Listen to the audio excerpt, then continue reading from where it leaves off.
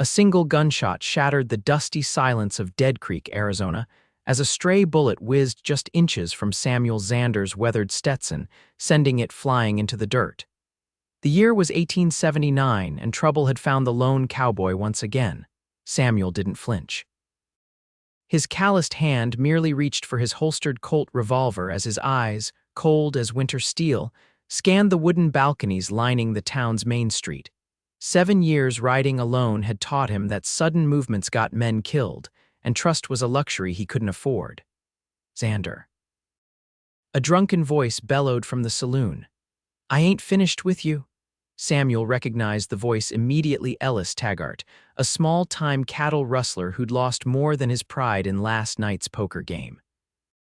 The man staggered from the saloon doorway, a second pistol already drawn and pointed in Samuel's direction. "You took my money," Taggart slurred, "and I mean to take it back." Samuel's face remained expressionless. "You lost fair, Taggart. Walk away." The street cleared quickly as townsfolk scattered for cover. This wasn't the first showdown Dead Creek had witnessed, and it certainly wouldn't be the last. The Arizona Territory was still wild, lawless in many ways, despite the encroaching railroads and telegraphs pushing civilization ever westward. "Draw, you son of a..." Before Taggart could finish, Samuel's hand moved with practiced precision. One shot rang out, and Taggart's pistol clattered to the ground as the man clutched his bleeding hand. "Next one goes through your heart," Samuel said calmly, his voice carrying across the suddenly silent street. "Go get yourself patched up and don't come looking for me again." The wounded man backed away, cursing under his breath as he disappeared around the corner. Samuel holstered his weapon and retrieved his hat, dusting it off with a practiced swipe before placing it back atop his dark hair. He could feel the eyes of the townspeople on him, some fearful, others curious, none friendly. He was used to it. 7 years drifting through territories from Texas to Montana had taught him that people were unpredictable and dangerous. Better to keep moving, trust no one, and sleep with one eye open. Samuel headed toward his horse, a sturdy Palomino gelding named Chance, perhaps the only living creature he'd allowed himself to depend on. As he approached the hitching post, he noticed a slender figure hurrying from the general store, arms laden with packages. He wouldn't have given the woman a second glance if she hadn't suddenly stumbled on the uneven boardwalk, sending her parcels flying. Something perhaps mere instinct made him change course. He reached down and retrieved a small tin that had rolled to a stop at his boots. "Madam," he said, offering it to her. "Thank you kindly," she replied, looking up at him. Samuel found himself momentarily stunned by a pair of striking green eyes. They belonged to a young woman with auburn hair neatly pinned beneath a modest bonnet.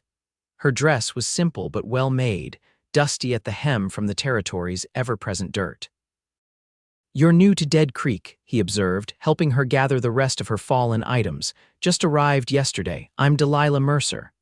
She offered her hand with a directness uncommon among proper ladies. Samuel hesitated before accepting it. Samuel Xander.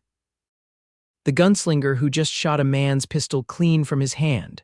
Her eyebrow arched slightly. "News travels fast in small towns." "It wasn't much of a shot," Samuel replied, uncomfortable with her frank assessment. "Perhaps not for you." Delilah gathered her packages. "I've come to work for Dr. Holloway. I'm a trained nurse from Chicago." Samuel nodded. "A city woman then. She wouldn't last long in a place like Dead Creek." "The doctor's office is down past the saloon," he said, gesturing with his chin. "I know. I was heading there now." She gave him a curious look. "Are you always so eager to be rid of conversation, Mr. Xander?" The question caught him off guard. Most people gave him wide berth, intimidated by his reputation or appearance. "I find it's better that way," he finally said. "How terribly lonely that must be." Without waiting for his reply, she gathered her packages and continued on her way, leaving Samuel staring after her. He shook his head and turned back to his horse. Dead Creek was supposed to be a brief stop to resupply before heading north to the Montana Territory, where he'd heard ranches were hiring experienced hands. He had no business lingering, and certainly no business noticing the way sunlight caught in a nurse's auburn hair. Samuel spent the night in the modest boarding house at the edge of town. His room was spare but clean, with a narrow bed and a small window overlooking the stable yard. Sleep came uneasily, as it always did in unfamiliar surroundings. Just before dawn, he was awakened by commotion in the street, shouting voices and the clatter of hurried footsteps. He was dressed and armed in seconds, peering cautiously through his window.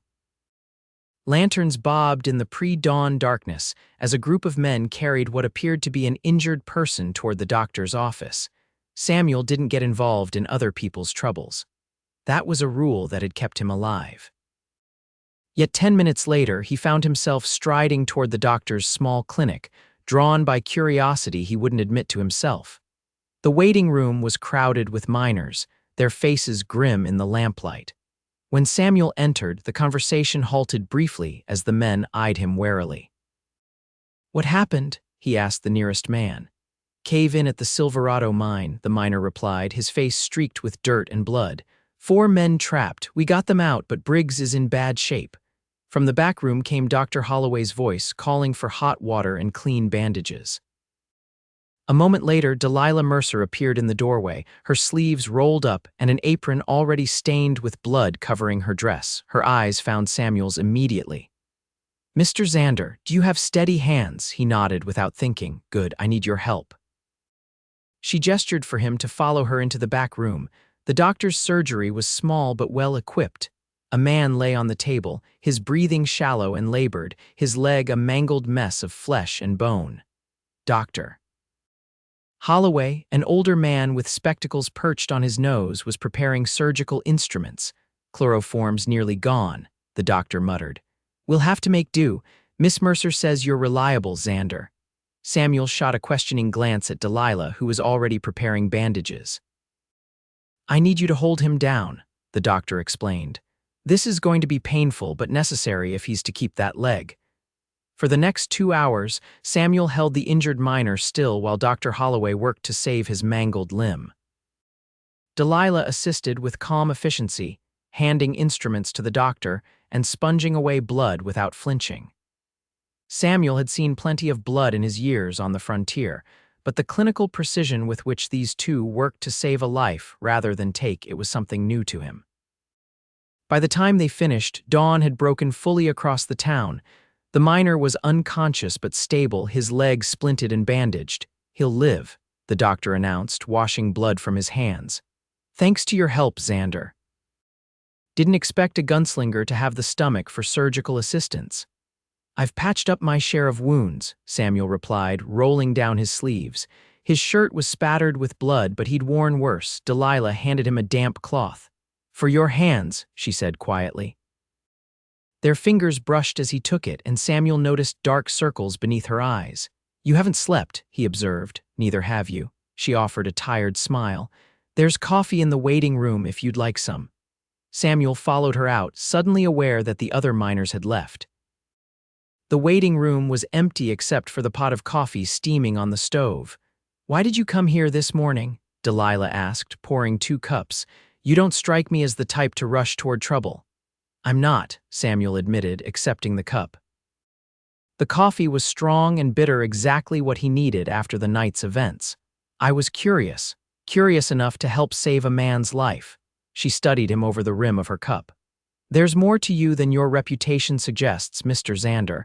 Samuel shifted uncomfortably. "Don't mistake one good deed for character, Miss Mercer." "Delilah," she corrected. "And I rarely mistake anything, Mr. Xander. I've learned to read people quite accurately in my profession." She set down her cup. "For instance, I can tell you've gone a long time without trusting anyone. The way you position yourself in a room, always with your back to a wall and eyes on the door. The way you keep one hand always near your weapon." Samuel stared at her, unsettled by her perception. "Reading people keeps me alive." "It must be exhausting," she said simply. Before Samuel could respond, Dr. Holloway emerged from the surgery. "Miss Mercer, you should get some rest. I'll watch over Briggs for a few hours." "Thank you, doctor. I'll return at noon." She untied her apron and hung it on a hook by the door. Turning to Samuel, she added, "Would you mind walking me to the boarding house? It seems we're both staying there." Outside, the town was coming to life. Shopkeepers opened their doors and wagons rolled down the main street, kicking up dust in the morning light. They walked in silence for a moment, Delilah's presence beside him making Samuel oddly conscious of his usual stoic demeanor. "How long will you stay in Dead Creek?" she finally asked. "I plan to leave today," he replied. And now Samuel considered. The truth was, he had nowhere pressing to be. The Montana ranches would still need hands next week or the week after. "I haven't decided." Delilah nodded as if he'd confirmed something she already suspected. "Dead Creek could use someone with your skills." "My gun skills, you mean?" His voice hardened slightly. "No," she said, surprising him. "I meant your steady hands and cool head under pressure, though I suspect those same qualities make you effective with a pistol." They reached the boarding house, pausing at the bottom of the steps. Delilah turned to face him, fatigue evident in the slump of her shoulders despite her straight posture. "Thank you for your help this morning, Mr. Xander. I hope you'll reconsider leaving today." As she turned to go, Samuel found himself speaking before he could think better of it. "Samuel," he said, "my name is Samuel." Her smile was worth the momentary vulnerability. "Samuel," she repeated, and then disappeared inside. Samuel spent the afternoon tending to chance and repairing a tear in his saddle. He told himself he was merely delaying his departure until he could restock his supplies properly. But each time his thoughts drifted to auburn hair and steady green eyes, he knew he was lying to himself. After dinner at the small cafe near the general store, Samuel found himself walking toward the doctor's office instead of the saloon. The lights were still on inside, and through the window, he could see Delilah reading by lamplight, occasionally glancing toward the back room where the injured miner presumably rested. He hesitated at the door, then turned away. Whatever momentary connection he'd felt that morning was dangerous. Attachments made a man vulnerable. Caring about people gave the world leverage against you. He'd learned that lesson the hard way when he was barely 20 years old. As he walked back toward the boarding house, a commotion near the saloon caught his attention. 3 men on horseback had pulled up outside, their manner aggressive as they dismounted. Samuel recognized their type immediately: trouble, likely looking for someone or something. He stepped into the shadows of the alleyway between buildings, watching as the men entered the saloon. The lead rider had the look of authority about him: expensive clothes, well-kept mustache, and a gun holstered for show rather than practical use. The other 2 were clearly hired muscle. 10 minutes later, the men emerged, the leader looking displeased. They mounted up and continued down the street, stopping next at the general store. Samuel followed discreetly, keeping to the shadows as they moved from business to business. When they reached the doctor's office, Samuel's hand instinctively moved to his revolver. Through the window, he could see the men enter, startling Delilah from her reading. The leader removed his hat in a gesture of false politeness while his men remained by the door. Samuel moved closer, positioning himself near the partially open window where he could hear the conversation inside. "Miss Mercer," the well-dressed man was saying, "I understand you recently arrived from Chicago. I'm Elliott Hargrove, owner of the Silverado mine." "Mr. Hargrove." Delilah's voice was cool but polite. "What can I do for you at this late hour? I've come about my employee, Briggs." "I understand his injuries are quite severe. Dr. Holloway has stabilized him. With proper care, he should recover, though he may always walk with a limp." Hargrove nodded slowly. "I'm relieved to hear it. However, I must insist on moving him to the company infirmary at the mine." "That would be inadvisable," Delilah replied firmly. "Moving him now could reopen his wounds or worse." "I appreciate your concern, Miss Mercer, but the Silverado mine takes care of its own. My men will handle the transfer." Samuel saw Delilah position herself between Hargrove and the door to the back room. "I cannot allow that, Mr. Hargrove. Dr. Holloway has left Mr. Briggs in my care, and I will not risk his life by moving him prematurely." Hargrove's false politeness slipped. "I don't believe you understand the situation, Miss Mercer. Briggs was injured on company property. That makes him my responsibility. Medical decisions are not made based on property rights, Mr. Hargrove." The mine owner stepped closer to Delilah, his voice lowering. "There are rumors that Briggs was exploring an unauthorized section of the mine when the collapse occurred. Areas that might contain evidence of improprieties. I need to speak with him privately. He's unconscious, Delilah stated. And even if he weren't, I wouldn't leave him alone with someone clearly more concerned with covering up negligence than with his recovery. Samuel saw one of Hargrove's men step forward menacingly. That was enough. He entered the doctor's office, the door's bell announcing his arrival. "Evening," he said casually, noting how all three men tensed at his entrance. His reputation, it seemed, preceded him. "Mr. Xander," Delilah acknowledged him, relief evident in her eyes though her expression remained resolute. Mr. Hargrove was just leaving. Hargrove assessed Samuel with a calculating gaze. "Xander, the gunman," Samuel didn't answer, merely positioned himself beside Delilah. "The nurse said you were leaving." For a tense moment, Hargrove seemed to consider his options. Finally, he replaced his hat with deliberate slowness. "This isn't over, Miss Mercer. Briggs is my employee and I have a right to speak with him." "When Dr. Holloway deems him well enough for visitors," she replied firmly. After the men departed, Samuel moved to the window, watching them mount their horses and ride toward the mine at the edge of town. "Thank you," Delilah said quietly. "What did he really want?" Samuel asked. Delilah sighed, returning to her chair by the lamp. "I'm not entirely sure, but while I was tending to Mr. Briggs earlier, he regained consciousness briefly. He was delirious, rambling about marked maps and stolen claims. He seemed terrified that Hargrove would find out he'd been in some restricted tunnel. Mining disputes can turn deadly quick," Samuel observed, "especially if there's rich ore involved. I gathered as much." Delilah rubbed her temples wearily.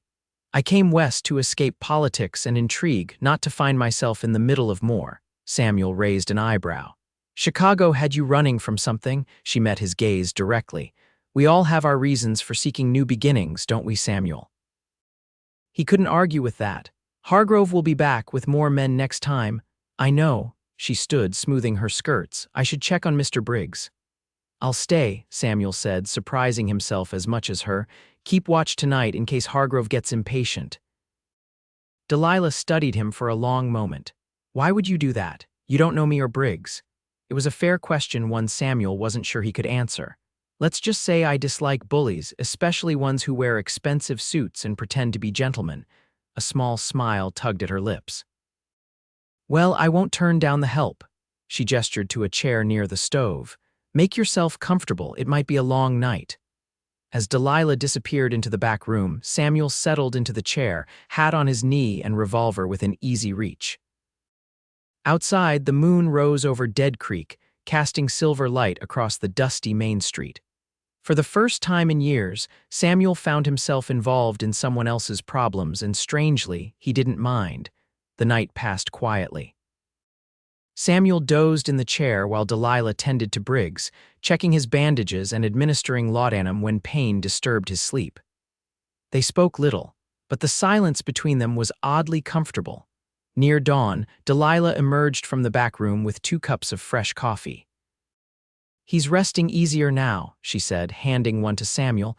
"The fever's broken." Samuel accepted the cup gratefully. "Good news." She sat in the chair opposite him, her auburn hair now loosely braided over one shoulder. In the soft glow of the lamp, with fatigue softening her features, she looked younger, more vulnerable than the confident nurse who had commandeered his help the previous day. "May I ask you something personal, Samuel?" He tensed slightly but nodded. "How long have you been alone?" The question hung in the air between them. Samuel stared into his coffee, considering how much to reveal. 7 years, he finally said. "Before that, I rode with a group of men working cattle drives from Texas to Kansas. What happened? We were ambushed by rustlers. I survived. They didn't." He kept his voice flat, devoid of the emotions that still occasionally haunted his dreams. "I trusted the wrong person with our route, cost 5 good men their lives." Delilah was quiet for a moment. "I'm sorry," she said simply. "It was a long time ago." Samuel shifted uncomfortably. "What about you?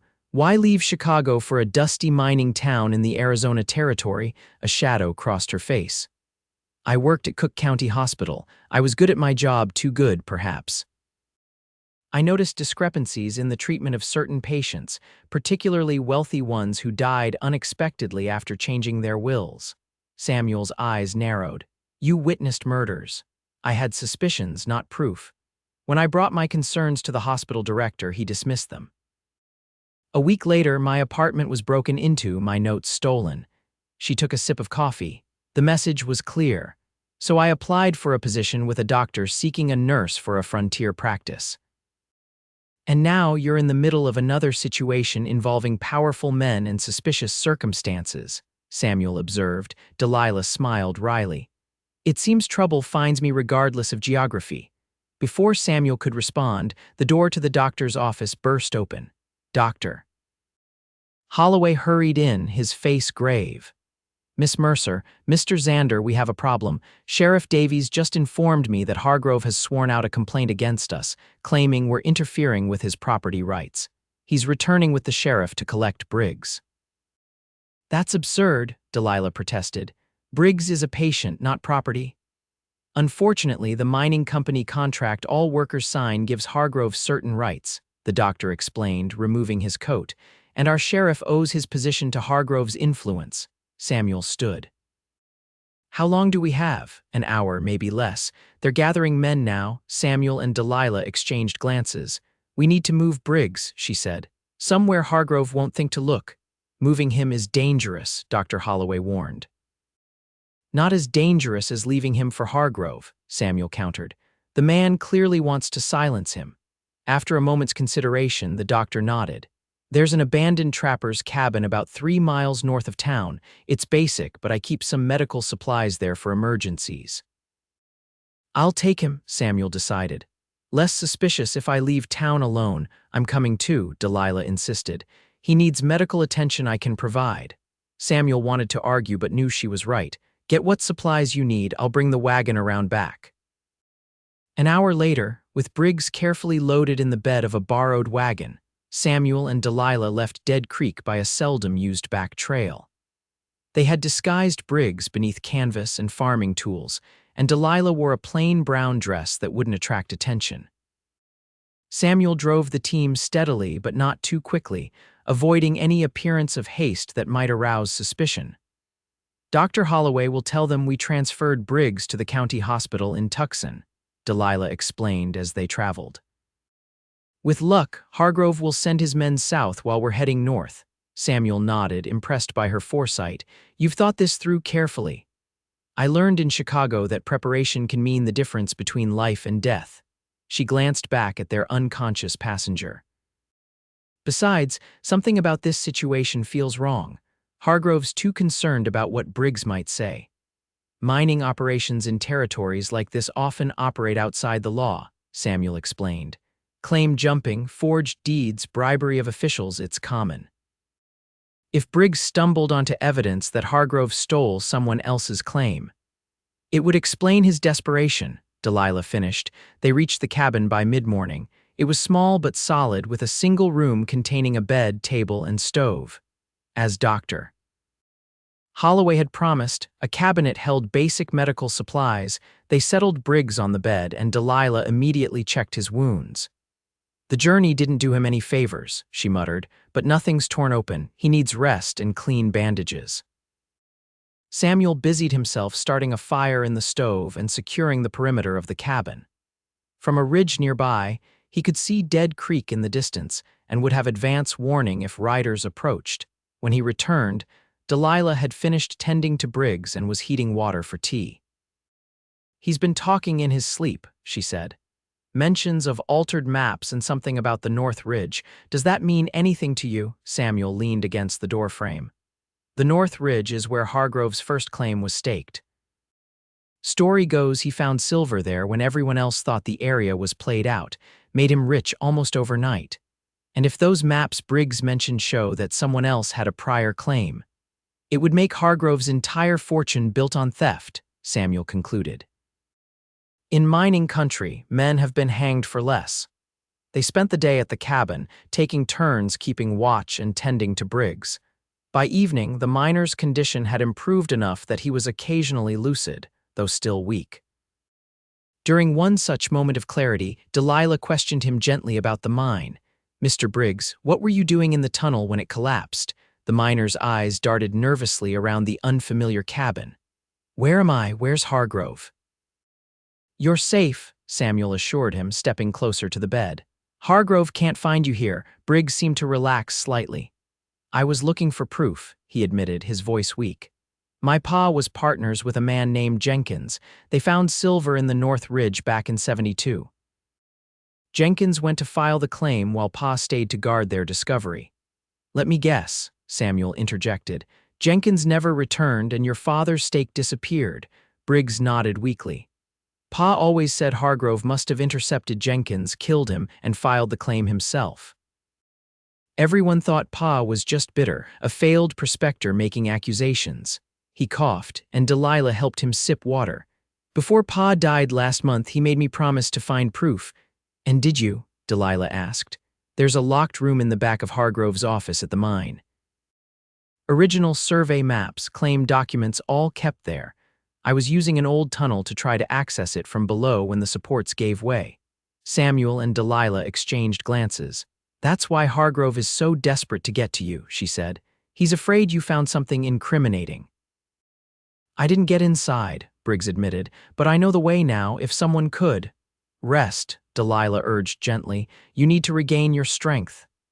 After Briggs drifted back to sleep, Samuel stepped outside, needing space to think. The sun was setting, painting the desert landscape in shades of gold and crimson. He heard the cabin door open and close behind him. You're considering going after those documents, Delilah said, coming to stand beside him. It wasn't a question. Samuel glanced at her, noting the way the sunset burnished her auburn hair to flame. Someone should. It's dangerous. Hargrove won't hesitate to kill anyone who threatens his position. I've faced worse odds. Samuel turned to face her fully. Why do you care what happens to Briggs or his father's claim? You barely know them. Delilah met his gaze steadily.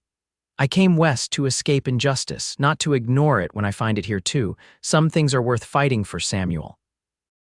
Something in her words, or perhaps the way she said them, with such quiet conviction resonated deeply within him. For 7 years, he drifted without purpose beyond survival. Here was a woman who had faced her own dangers yet still believed in standing for what was right. We'll need a plan, he finally said. Delilah's smile was both surprised and pleased. You didn't think I'd let you attempt to break in alone, did you? I rather thought you'd try to dissuade me from going at all. Samuel shook his head. I've learned you're not easily dissuaded, Miss Mercer. The next morning, they left Briggs with supplies and instructions to bar the door behind them. The ride back to Dead Creek was tense, both of them aware of the risk they were taking. They approached from the south, as if returning from Tucson, and entered town separately to avoid drawing attention. Samuel headed directly to the saloon, where miners gathered after their shifts. He needed information about the mine's layout and guard rotations. Delilah, meanwhile, returned to the doctor's office to maintain appearances and gather any news about Hargrove's movements. They met again after nightfall at the edge of town, where Samuel had left horses waiting. Hargrove sent men to Tucson, Delilah reported as they rode toward the mine. They should be gone at least another day before they realize they've been misled. Good, Samuel replied. The night watchman at the mine makes rounds every hour. Between rounds, he stays in the guardhouse playing cards with the gatekeeper. That gives us about 40 minutes to get in and out. The Silverado mine loomed dark against the night sky, its structures casting long shadows in the moonlight. They left their horses hidden in a grove of cottonwoods and approached on foot, keeping to the shadows. The main office was a substantial building separate from the mine entrance. As they watched from the cover of equipment sheds, the night watchman emerged, made a cursory inspection of the grounds, and disappeared into the small guardhouse. Now, Samuel whispered. They moved quickly across the open ground to the back of the office building. A small window, high on the wall, provided their entrance. Samuel boosted Delilah up first, then pulled himself through after her. Inside, the office was dark and silent. They used a hooded lantern, keeping the light minimal as they searched for the locked room Briggs had mentioned. They found it behind the main office, a heavy door with an impressive lock. Can you open it? Delilah asked. Samuel examined the lock closely. Yes, but it'll take time. While he worked, Delilah kept watch at the window, alert for any sign of the watchman returning. Time seemed to stretch as Samuel manipulated the lock mechanisms with tools he'd brought for the purpose. Finally, there was a soft click. "Got it," he murmured, pushing the door open. The room beyond was small but orderly, with filing cabinets and map drawers lining the walls. They worked methodically, examining documents by the dim lantern light. "Here," Delilah said after several tense minutes. "Original claim registrations from 1872. Samuel joined her, examining the papers. "This one's for the North Ridge claim, filed by Elliott Hargrove on May 18, 1872. "But look at this," Delilah pointed to another document. "A survey report dated May 15, describing the same location, commissioned by Thomas Jenkins and William Briggs." "And here's the original map," Samuel said, unfolding a yellowed document. "Someone's altered it. You can see where the ink is different, changing the boundary markers of the original claim. Is it enough proof? With Briggs's testimony about his father's partnership with Jenkins, yes." Samuel carefully gathered the documents. "This shows Hargrove filed a claim on land already surveyed by others, likely after ensuring Jenkins never made it to the claim office." A sudden noise outside made them freeze. Through the window, they could see the watchman returning earlier than expected. "We need to go," Samuel whispered, securing the documents inside his coat. They slipped out of the records room, closing the door behind them, but before they could reach their entry window, the main door of the office opened. They pressed themselves against the wall as lamplight spilled into the front room. "I know someone's in here," called a gruff voice. "Show yourselves before I start shooting." Samuel signaled to Delilah, pointing to the window. She shook her head, unwilling to leave him behind. Making a swift decision, Samuel stepped into the doorway between rooms, hands raised. "Just me," he called. "No need for shooting." The watchman leveled a shotgun at him. "Xander, what the hell are you doing in here?" "Looking for information," Samuel replied honestly, keeping the man's attention fixed on him while Delilah silently moved toward the window. "About a missing prospector named Jenkins." The watchman's eyes narrowed.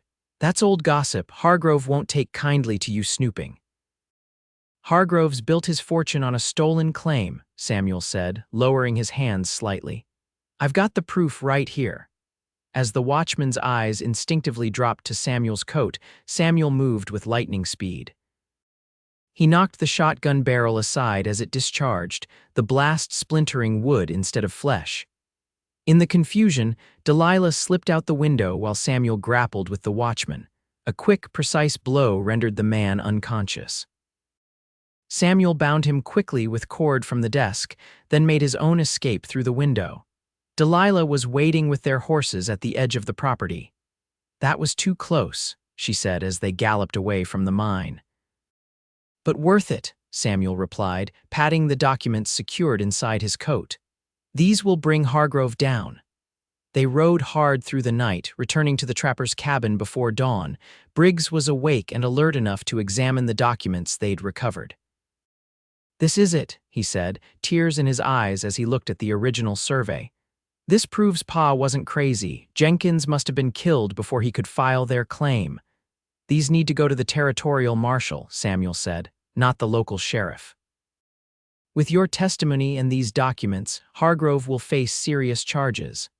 "I'll take them," Delilah offered. "I can travel to Prescott with Dr. Holloway's credentials as cover. Hargrove would expect you or Briggs to make such a move, not me." Samuel wanted to protest the journey would be dangerous, but he recognized the logic in her plan. "Take Chance," he said, referring to his Palomino. "He's the fastest horse and he'll carry you safely." The decision made, they rested through the day, preparing for Delilah's departure the following morning.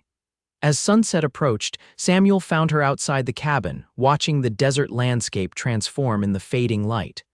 "Are you certain about this?" he asked, coming to stand beside her. She nodded. "It's the right thing to do." After a moment, she added, "What will you do afterwards, Samuel? Continue north as you planned." The question made him realize he hadn't thought beyond ensuring Briggs's safety and exposing Hargrove's crimes. 7 years of drifting had become such a habit that planning for a future seemed foreign. "I hadn't decided," he admitted. Delilah turned to face him. "You could stay," she said softly. Dead Creek will need rebuilding once Hargrove's influence is gone. Good people will be needed. People don't usually consider me good, Samuel replied with a wry smile. Then they haven't been paying attention. Her green eyes held his steadily. I've watched you risk your life for strangers, fight for justice when you could have ridden away. Those aren't the actions of a man without goodness in him. Something tightened in Samuel's chest, an unfamiliar feeling of connection, of being truly seen by another person. Before he could respond, Delilah continued, I know what it's like to isolate yourself out of fear. After what happened in Chicago, I promised myself I wouldn't trust easily again. But then I met you, a man who protects strangers and keeps his word, even when it puts him in danger.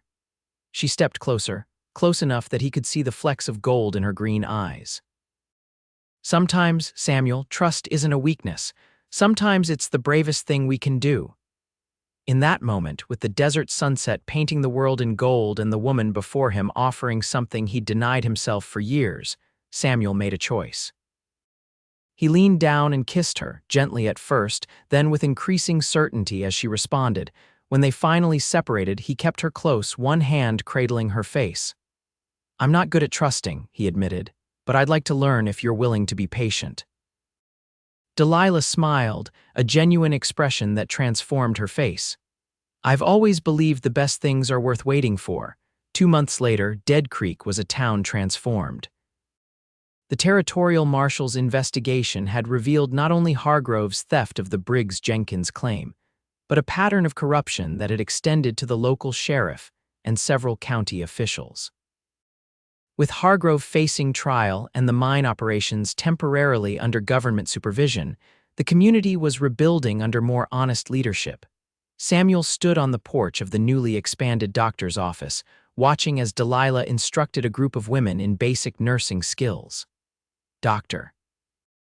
Holloway had officially made her his partner after her courage in exposing Hargrove's crimes had earned her the town's respect. Samuel himself had changed as well. He'd accepted a position as Dead Creek's new sheriff, his reputation as a gunman now serving the cause of justice rather than personal survival. The silver star on his chest still felt strange sometimes, a weight of responsibility he was still growing accustomed to. Briggs had recovered fully and was now managing the mine operations while the courts determined the rightful ownership which, given the evidence, would likely be returned to him as William Briggs's son.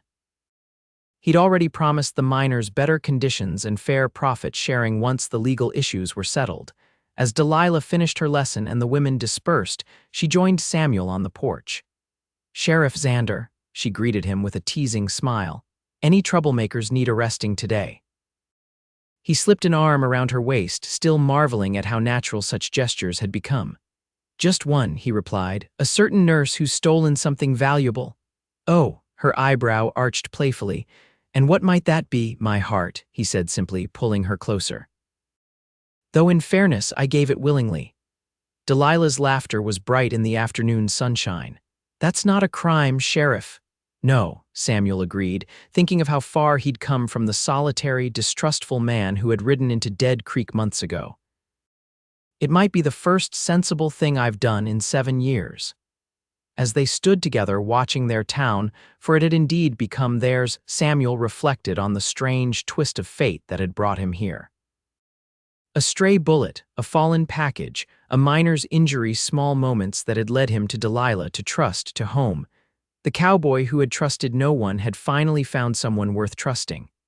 And in that trust, he had found not weakness, but strength and a love that would last a lifetime.